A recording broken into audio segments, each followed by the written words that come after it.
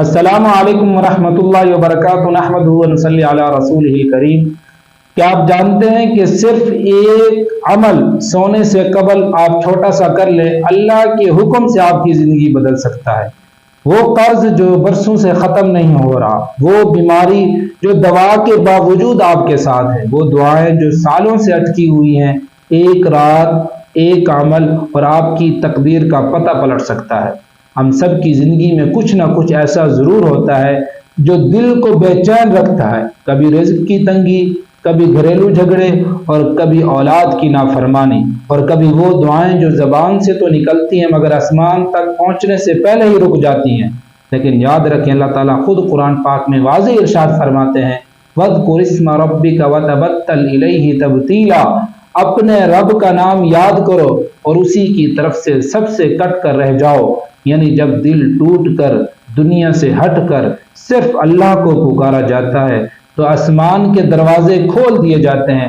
حدیث پاک میں آپ صلی اللہ علیہ وسلم نے ارشاد فرمایا کہ رات کا آخری پہر وہ وقت ہے کہ جب اللہ تبارک و تعالی آسمان سے دنیا پر نزول فرماتے ہیں اور پکارتے ہیں، کون ہے جو مجھ سے مانگے اور میں اسے دوں، کون ہے جو مجھ سے بخشش چاہے اور میں اسے بخش دوں۔ سوچئے، جب پوری دنیا سو رہی ہو، جب ہر طرف سکوت چھایا ہوا ہو، اس وقت آپ اور آپ کا رب آمنے سامنے ہو تو یہ کیا لمحہ ہوگا؟ کیا یہ لمحہ تقدیر نہیں بدل سکتا؟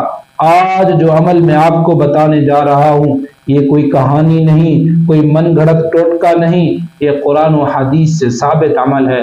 آپ نے یہ وظیفہ سونے سے بالکل پہلے کرنا ہے، چاہے آپ کا دن کتنا ہی مصروف گزرا ہو۔ طریقہ کار سن لیجئے گا۔ سب سے پہلے آپ نے وضو کر لینا ہے۔ اگر آپ کا وضو نہیں ہے تو کم از کم ہاتھ، منہ اور پاؤں کو دھو لیجئے گا۔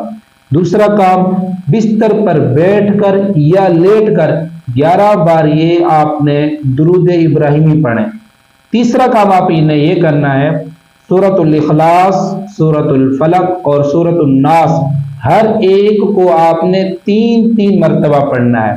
چوتھا کام آپ نے یہ کرنا ہے کہ آپ نے یہ سب کچھ کرنے کے بعد اپنے ہاتھوں کو آپ نے پھونک مارنی ہے اور آپ نے پورے جسم پر یہ ہاتھ پھیر لینا ہے، جیسا کہ نبی کریم صلی اللہ علیہ وسلم کیا کرتے تھے۔ اور پانچواں کام آپ نے یہ کرنا ہے، یہ الفاظ آپ نے 100 مرتبہ پڑھنے ہیں، یا فتاح یا رزاق۔ ان کا معنی یہ ہے کہ اے دروازے کھولنے والے، اے رزق دینے والے۔ اور چھٹا کام آپ نے یہ کرنا ہے، 3 بار آپ نے یہ کلمات پڑھنے ہیں، حسبی اللہ لا الہ الا ہو علیہ توکلت وہو رب العرش العظیم۔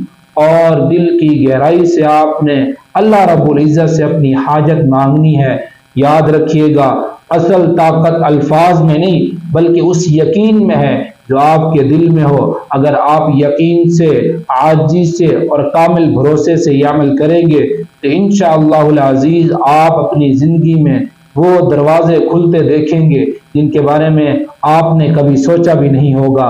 اللہ تعالیٰ قرآن پاک میں ارشاد فرماتے ہیں، وَمَن يَتَّقِ اللَّهَ يَجْعَل لَّهُ مَخْرَجًا وَيَرْزُقْهُ مِنْ حَيْثُ لَا يَحْتَسِبُ۔ جو اللہ سے ڈرتا ہے اور اللہ اس کے لیے نکلنے کا راستہ بنا دیتا ہے اور اسے وہاں سے رزق دیتا ہے جہاں سے اسے گمان بھی نہیں ہوتا۔ تو آج رات سے یہ ایک عمل کرو، آپ کو اپنی زندگی کا حصہ بدلتا نظر آئے گا اور پھر اللہ کے کرم سے آپ منتظر رہیں، انشاءاللہ العزیز آپ کی زندگی ایک عمل سے بدل جائے گی۔ جزاک اللہ علیہ